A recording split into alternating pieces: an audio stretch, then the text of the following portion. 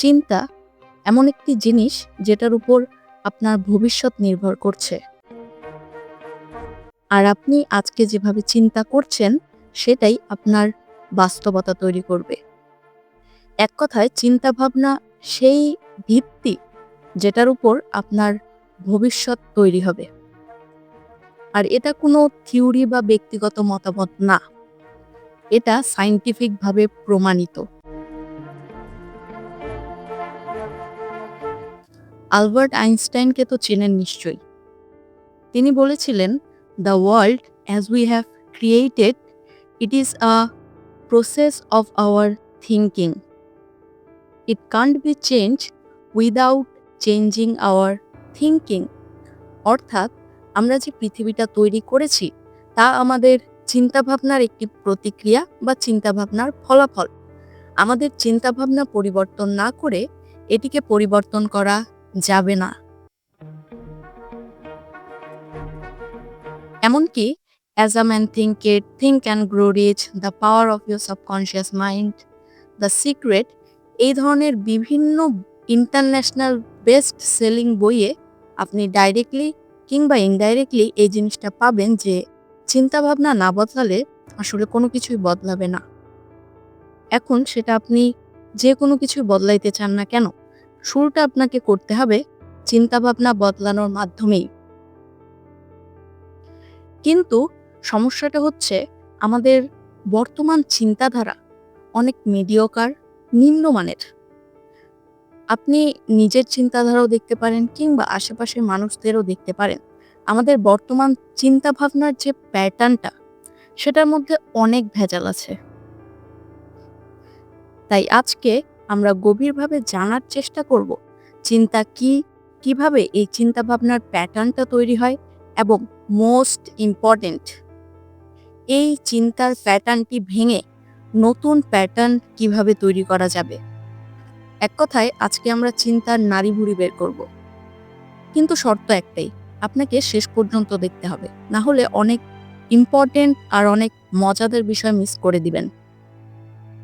তাহলে প্রথমে চিন্তা কি সেটা সায়েন্টিফিকভাবে জানবো, তারপর একদম সহজ ভাষায় জানবো। সায়েন্টিফিকভাবে চিন্তাকে বোঝার জন্য আমাকে আগে বলেন তো, ক্রিকেট খেলা কাকে বলে? আপনি কি একা একা ক্রিকেট খেলতে পারবেন? পারবেন না, রাইট? ক্রিকেট খেলার জন্য আপনাকে কয়েকজন মানুষ লাগবে। কেউ একজন ব্যাট করবে, কেউ একজন বল করবে, কেউ একজন ফিল্ডিং করবে। তবেই তো এটাকে আমরা ক্রিকেট খেলা বলবো, তাই না? ঠিক তেমনভাবেই আমাদের ব্রেইনের যে কোষগুলো থাকে ওই কোষগুলোকে বলা হয় নিউরন। আপনি যেমন একা একা ক্রিকেট খেলতে পারবেন না, তেমনি একটা নিউরনও একা একা কিছু করতে পারে না। কিছু করতে হলে অনেকগুলো নিউরন দরকার পড়ে। তো যখন অনেকগুলো নিউরন একসাথে হয়ে একটা অ্যাক্টিভিটি প্যাটার্ন তৈরি করে বা স্পেসিফিক নিউরাল নেটওয়ার্ক তৈরি করে, সেটাকেই আমরা বলি চিন্তা।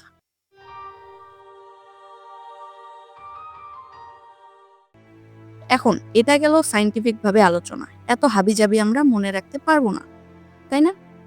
তাই আমরা আরো সহজ ভাষায় জানবো। আচ্ছা, আমি এখন কি চিন্তা করছি আপনি কি বলতে পারবেন? কিংবা আপনার মাথায় কি চিন্তা চলতেছে এটা কি আমি বলতে পারবো? কোনো মানুষকে কি বাহির থেকে দেখে বোঝা যায় সে কি চিন্তা করছে? যাবে না, রাইট? আমার মাথায় কি চিন্তা চলছে সেটা শুধু আমি জানি। আপনার মাথায় কি চিন্তা ভাবনা চলছে সেটা শুধু আপনি জানেন। তাহলে আমরা কি বলতে পারি না যে সারা দিনই নিজের সাথে আমরা যেই ডাইরেক্টলি অর ইনডাইরেক্টলি যেই কথোপকথন করি সেটাই চিন্তা? অর্থাৎ আমরা স্পেসিফিক্যালি কিছু কিছু কথা নিজের সাথে বলি, আবার কিছু কিছু কথা ইনডাইরেক্টলি আমাদের মধ্যে নিজে নিজেই চলতে থাকে। এটাকে আমরা সহজ ভাষায় চিন্তা বলতে পারি। মজার বিষয়, তাই না? চিন্তা নিয়ে আমার খুবই পছন্দের ২টা লাইন আছে এবং এই লাইনের কথা দুটি 100% সত্য। "There is nothing in this world that can hurt you as much as your thought, and there is nothing in this world that can heal you as much as your thought. অর্থাৎ আপনাকে নিজের চিন্তার মতো কষ্ট কেউ দিতে পারবে না, আবার আপনার নিজের চিন্তার মতো শান্তিও কেউ দিতে পারবে না। সত্য, তাই না?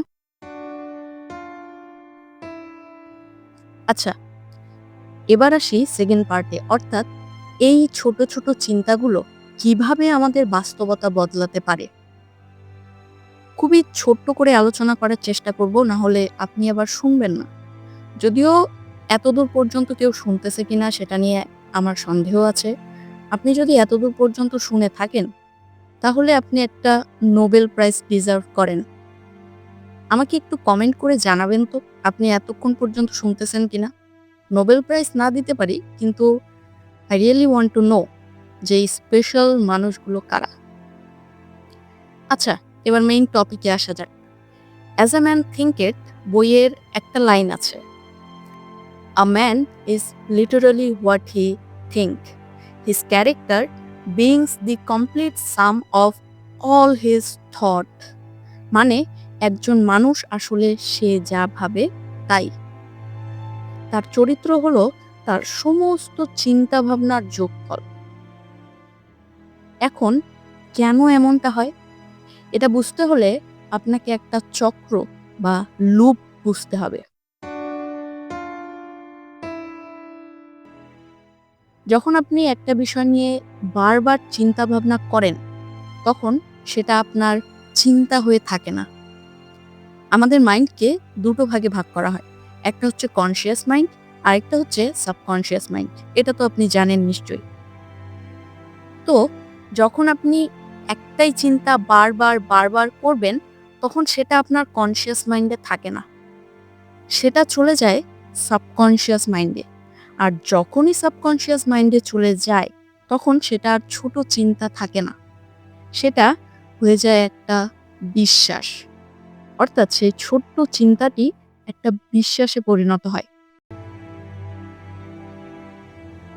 এই চক্রটি বোঝার জন্য পারফেক্ট এক্সাম্পল হলো ভূত। ছোটবেলায় কিন্তু আপনার মনে হতো, যদি অন্ধকারের ভেতর থেকে লম্বা আকারের সাদা বা কালো কিছু একটা বের হয়ে আসে, তখন কি হবে? বাথরুমে কিছু একটা থাকতেও পারে। কিন্তু যখন আপনি বারবার এই ভাবনাটা ভাববেন, তখন আর মনে হবে না যে কেউ একটা থাকতে পারে। তখন আপনার মনে হবে নিশ্চয়ই এখানে কিছু একটা আছে। দুইটার মধ্যে পার্থক্যটা খুবই ভালোভাবে বুঝবেন, যে প্রথমে মনে হতো হয়তোবা কেউ আছে, কিন্তু যখন এই ভাবনাটা সাবকনসিয়াস মাইন্ডে গিয়ে বিশ্বাসে পরিণত হবে, তখন আপনি ধরেই নেবেন যে অন্ধকারে নিশ্চয়ই ভূত আছে। তাহলে আপনার ওই ছোট্ট চিন্তাটি পরিণত হয়ে গেল বিশ্বাসে। এরপর তাহলে কি হয়? এরপর আপনি ভয় পান, তাই না? আর ভয় হলো একটা অনুভূতি বা একটা আবেগ। তাহলে কি হলো ব্যাপারটা, যে আপনার ওই বিশ্বাসটার কারণে একটা অনুভূতি তৈরি হলো। তাহলে লুপটা কি দাঁড়াইলো, যে চিন্তা, চিন্তা থেকে বিশ্বাস, বিশ্বাস থেকে অনুভূতি। এরপর যখন আপনি ভয় পান, তখন আপনি কি করেন? আপনি রাতের বেলা ঘরের বাতি জ্বালিয়ে ঘুমান, বাথরুমে গেলে কাউকে বাহিরে দাঁড় করিয়ে রাখেন, দোয়া বা মন্ত্র পাঠ করেন, তাই না? এই যে আপনি এই জিনিসগুলো করলেন, এগুলো কি? এক একটা কাজ, তাই না? আপনি ওই ভয় পাওয়ার অনুভূতিটা থেকে এগুলো অ্যাকশন নিলেন। তাহলে এই চক্রটা কি দাঁড়াইলো, যে প্রথমে একটা চিন্তা তৈরি হলো, সেটা বিশ্বাসে পরিণত হলো, বিশ্বাসটা থেকে অনুভূতি হলো, ওই অনুভূতিটা ডাইরেক্টলি আপনার অ্যাকশনকে প্রভাবিত করলো। এখন যদি আপনি নেগেটিভ চিন্তা করেন, তাহলে নেগেটিভ বিশ্বাস, নেগেটিভ অনুভূতি, নেগেটিভ কাজ। কিন্তু যদি আপনি পজিটিভ চিন্তা করেন, তাহলে পজিটিভ চিন্তা, পজিটিভ বিশ্বাস, পজিটিভ অনুভূতি, পজিটিভ কাজ অ্যান্ড পজিটিভ লাইফ। আমি কি আপনাকে বোঝাতে পেরেছি? যদি কোনো জিনিস বুঝতে না পারেন, তাহলে আমাকে জানাবেন, আমি আবার বুঝিয়ে দেব। এই যে আপনার ওই ছোট্ট চিন্তাটা আপনার অ্যাকশনকে, কাজকে বা বাস্তবতাকে প্রভাব ফেলে, এটার কারণেই বলা হয় the happiness of your life depends upon the quality of your thought. খুবই গুরুত্বপূর্ণ একটা কথা। আচ্ছা, তাহলে কিভাবে এই পুরনো চিন্তার প্যাটার্নটা বদলে নতুন চিন্তার প্যাটার্ন বানানো যায়? Number 1 is be aware of your thought. আপনি কখন কোন চিন্তা করতেছেন, আপনার চিন্তার কোয়ালিটিগুলো কেমন। যদি অলরেডি পজিটিভ থাকে তাহলে তো অনেক ভালো, বাট যদি নেগেটিভ থাকে তাহলে আগে আপনাকে আইডেন্টিফাই করতে হবে যে কোন বিষয়টার উপরে আপনার নেগেটিভ থটগুলো আসছে। সব বিষয় কিন্তু আমরা নেগেটিভ চিন্তা করি না। কিছু কিছু বিষয় এমন আছে যেগুলোতে হয়তোবা আপনি অনেক পজিটিভলি চিন্তা করেন, কিন্তু কিছু কিছু স্পেসিফিক বিষয় আছে যেগুলোতে হয়তোবা আপনি নেগেটিভ চিন্তা করেন। তাহলে সবার আগে সেগুলোকে আইডেন্টিফাই করেন যে কোন টপিকটার উপরে আপনি নেগেটিভ চিন্তা বেশি করেন। নাম্বার 2 হচ্ছে সায়েন্টিফিক মাইন্ড বা সায়েন্টিফিক দৃষ্টিভঙ্গি। একটু আগে আমি যে ভূতের এক্সাম্পল দিলাম, এই জিনিসটা কিন্তু একটা বিশ্বাস, তাই না? যদি আপনি এই বিশ্বাসটা নিয়ে বসে থাকেন তাহলে কিন্তু বিশ্বাসটা বদলাবে না, বিশ্বাসটা থেকেই যাবে, আরো প্রবল হয়ে আপনার লাইফে প্রভাব ফেলবে। কিন্তু যেই মুহূর্তে আপনি এই বিশ্বাসটাকে কোশ্চেন করবেন যে এই যে আমার বিশ্বাসটা আছে এটার পেছনে সায়েন্সটা কি, লজিকটা কি, এটার প্রুফটা কি, ঠিক সেই মুহূর্তেই আপনার এই বিশ্বাসটা ভেঙে যাবে। আর বিশ্বাসটা ভেঙে গেলেই আপনার কোনো অনুভূতিও তৈরি হবে না, সেই অনুভূতিটা থেকে আপনার অ্যাকশনও প্রভাবিত হবে না। তাহলে কোশ্চেন এভরি বিলিভ। নাম্বার 2 হচ্ছে change content type and self টক। এই যে চিন্তার প্যাটার্নটার কথা বললাম, এই চিন্তার প্যাটার্নটা কিভাবে তৈরি হয়? এই যে ভূতের কথা বললাম, আবার ভূত চলে আসলো। এমনি এমনি কিন্তু এই বিশ্বাসটি আপনার মাথায় আসেনি। ছোটবেলায় হয়তোবা আপনি কোনো গল্প শুনছিলেন ভূতের, বা কেউ আপনাকে বলছিল, তাই না? তাহলে এই চিন্তার প্যাটার্নটা তৈরির পেছনে পরিবেশ, পরিবার, ছোটবেলা এবং সেলফ টক অনেক গুরুত্বপূর্ণ প্রভাব ফেলে। But you can't change your environment, your family or your childhood, তাই না? আপনি আপনার ছোটবেলায় কি হয়েছে না হয়েছে সেটা চেঞ্জ করতে পারবেন না। আপনি আপনার পরিবেশও চেঞ্জ করতে পারবেন না, আর আমি বলবো না সেটা চেঞ্জ করার জন্য। কিন্তু আপনি যে জিনিসটা চেঞ্জ করতে পারবেন সেটা হচ্ছে কোন ধরনের ইনফরমেশন আপনি আপনার মাথায় দিচ্ছেন। আজকাল আমরা ইনফরমেশন কই থেকে পাই? ফোন থেকে, তাই না? তাহলে আপনার কন্টেন্ট টাইপ অনেক বেশি ইম্পর্টেন্ট। আপনি কেমন ধরনের কন্টেন্ট দেখতেছেন, কার কন্টেন্ট দেখতেছেন, সেই কন্টেন্টগুলো আপনার মাথায় কোন ধরনের চিন্তার উৎপত্তি করতেছে সেটা অনেক বেশি ইম্পর্টেন্ট।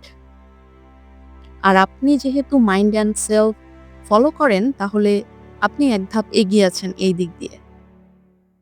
এই কন্টেন্ট টাইপসের পাশাপাশি সেলফ টক অনেক বেশি ইম্পর্টেন্ট। যখন আমরা চিন্তা কি সেটা নিয়ে আলোচনা করছিলাম, সেখানে কিন্তু আমি আপনাকে বলেছি যে চিন্তা হলো ডাইরেক্টলি অর ইনডাইরেক্টলি নিজের সাথে কথোপকথন। কিছু কিছু কথা আপনি ডাইরেক্টলি নিজেকে বলেন, সেই ডাইরেক্টলি কথাগুলো অনেক ইম্পর্টেন্ট। কখনো নিজেকে নেগেটিভ কথা বলবেন না।